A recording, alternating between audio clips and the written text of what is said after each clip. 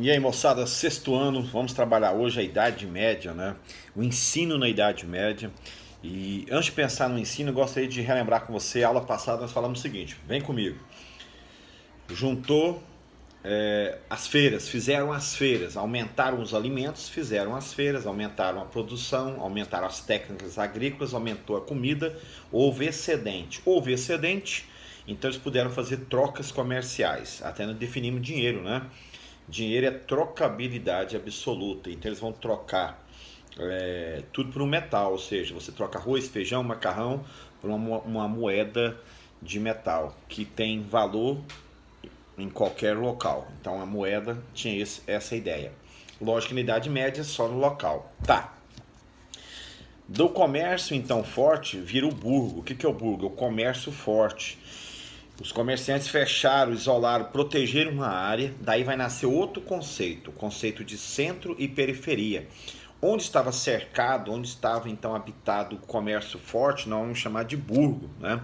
Por isso o dono do burgo é o burguês, é o comerciante, é quem opera dentro do burgo. Os comerciantes que não conseguiam entrar no burgo faziam comércio fora do burgo. Daí nasce o conceito de centro e periférico. Então tudo isso nós falamos na aula passada, só retomando para você entender a aula de agora, que é a Idade Média e a questão da escola, ou do ensino.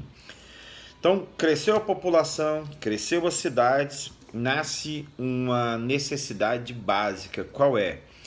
Aumentar a mão de obra que saiba ler, escrever e fazer matemática básica, ou seja, você precisa de pessoas lendo, escrevendo, usando um raciocínio lógico, mesmo que básico. Então, vai nascer então a escola, o ensino, a necessidade de fazer a pessoa ler e escrever. Tá. A Igreja Católica, ela vai organizar as primeiras universidades. As primeiras universidades então nascem a partir do ensino católico. Paz, meus senhores, se você prestou atenção nas aulas, a igreja sempre combateu o ensino, combateu a reflexão, combateu a necessidade de estudo. Agora ela vai abrir o leque. Sim, a igreja entendeu que não dava mais para segurar. O mundo todo precisava, era questão universal, o mundo precisava de conhecer, o mundo precisava de estudar, o mundo precisava de escolas. Então a igreja vai não só apoiar, como ela vai ser a primeira a criar universidades.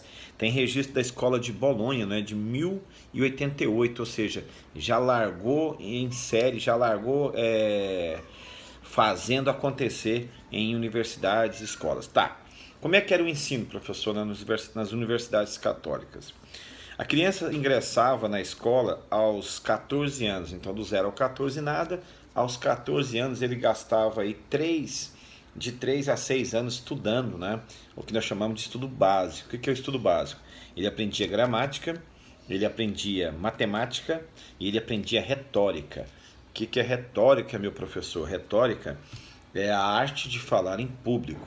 Pensando que é uma igreja, pensando que é uma instituição religiosa, a arte de falar em público, a retórica, o discurso, a teologia faz muito a ver, né? Tem muito a ver. A filosofia de falar em público, então tem muito a ver.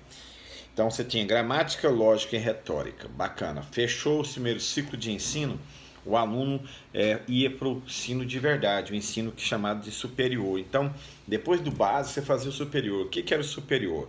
Você tem 3 grandes cursos na Idade Média inicial. Você tinha grandes cursos de direito. O direito era fundamental, as pessoas estavam começando a cidade, estavam começando o mundo, então o curso de direito bombava. Até hoje o curso de direito bomba, né, nas grandes universidades. O curso de medicina, as cidades grandes começando a pensar em centros de cura, saúde, então medicina, direito, e aí tinha um curso que era surpreendente, o curso de teologia, né, também bombava lá. Como é que era esse curso superior? O curso gastava de 10 a 15 anos, então você fazia 6 anos de ensino fundamental aí, né, de ensino básico, depois você fazia aí mais 15 anos de ensino superior, ou direito, ou medicina, ou teologia. Bacana? Essa é a ideia do ensino na Idade Média, século X. Bacana? Contato com a igreja. Segunda coisa que eu queria pensar com você nesse capítulo ainda é a cruzada. Preste bem atenção. Jerusalém, cidade considerada santa pela Igreja Católica, foi tomada pelos muçulmanos no século VII. No ano 1076, essa cidade foi retomada, agora não mais por muçulmanos, né, mas pelos turcos. E agora, de forma bem radical, os turcos proibiam todo o acesso. Cidade Santa, visitada por todos os cristãos do mundo todo, foi proibido o acesso à visita à Cidade Santa, então. Então, a partir desse momento, vai nascer a Cruzada. O Papa Urbano II, em 1095, vai organizar uma guerra santa. Guerra é pecado, guerra não pode, matar não pode. Mas se você for matar, se você for guerrear, se você for tomar a cidade santa, ela libera, então, a Igreja Católica libera os seus pecados, então você pode matar se for em nome de Deus. Então a igreja vai criar a Cruzada Santa, a cruzada contra os turcos. Bacana, vai ser várias expedições, vão sair do mundo todo caminhando para a Europa. Lembra da questão comercial? Nesse caminho de ir até a Europa, muitas pessoas que foram para a guerra tiveram a sacada. As pessoas que faziam esse caminho, nos caminhos da vida, precisavam de alimento, precisavam de ser abastecidos.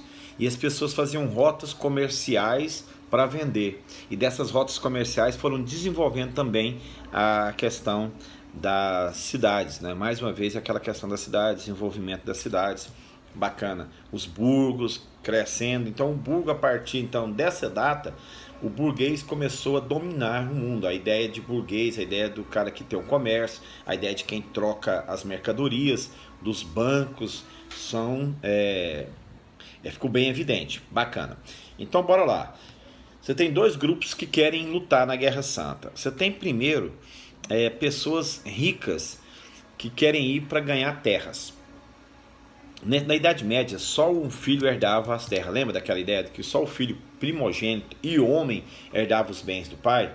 Então você que era o segundo filho, embora fosse classe média, fosse nobre, caminhava para lá para ganhar dinheiro, para ganhar terras e montar também o seu feudo, já que seu irmão ia ganhar e você não.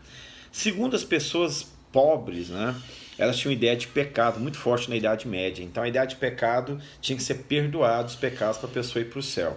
Para ir para o céu, então, se você fosse até a Cidade Santa e lutasse pela Cidade Santa, e caso morresse lá, ou caso voltasse vivo, e tivesse lutado e vencido o inimigo, os seus pecados também seriam perdoados. Então você vai ter duas identificações aqui no exército, né? Os que querem ir para ter dinheiro e os que querem ir para salvação da alma. Bacana. Por que o nome cruzada, professor? Porque o exército, para lutar com outro exército, tinha que ter um uniforme. E eles bordavam no exército, no peitoral do exército cristão, a cruz. Daí o nome cruzada. E quando vê aquela multidão de pessoas caminhando com a cruz no peito, chamamos de cruzada. Então, era um instrumento de identificação de uma luta de um povo contra outra. Nobres querem terras, pobres querem salvação. Quem não é filho de nobre é filho de nobre, mas não é o primeiro, quer também receber o seu bem. Nesse período, volto a lembrar, né, é muito forte a ideia da escolástica. Quem é escolástica? Escolástica é um teólogo chamado Tomás de Aquino. Ele vai elaborar essas teses religiosas, né? E a tese é essa: você que luta, você que sofre, você que está na guerra, seus pecados vão ser perdoados. É o famoso bem árduo, né? Os seus pecados serão perdoados e você vai ser então salvo. Você que é rico precisa fazer um esforço maior, né? Caso pagando as indulgências, depois caso lutando pelo exército, você vai ter então a liberação dos seus pecados. Coisa boa da famosa cruzada, o intercâmbio mundial. O mundo todo começou a encontrar, as línguas se encontraram, o comércio se encontrou, começou o mundo a ficar pequeno. As pessoas faziam rotas marítimas, faziam intercâmbios comerciais, fundavam cidades, novos grupos foram surgindo de pessoas, né, contato com o mundo todo. Então esse intercâmbio melhorou muito o mundo ficou maior. O mundo parou de ser medieval, pequeno, e esse conceito de cidade ampliou, né? O conceito de fluxo. O que faz uma cidade ser grande é o conceito de fluxo. O que é isso? pessoas movimentando, economia movimentando, né? Mesmo o campo sendo movimentado, trazendo recursos do campo para mover na cidade. Isso é o conceito de cidade. A gente continua, próxima aula, Idade Média Cruzada, então. Esquece não. Por que tem o nome cruzada? Porque os soldados faziam, então, bordavam no peitoral a cruz. Eles eram soldados do Cristo. Um grande abraço.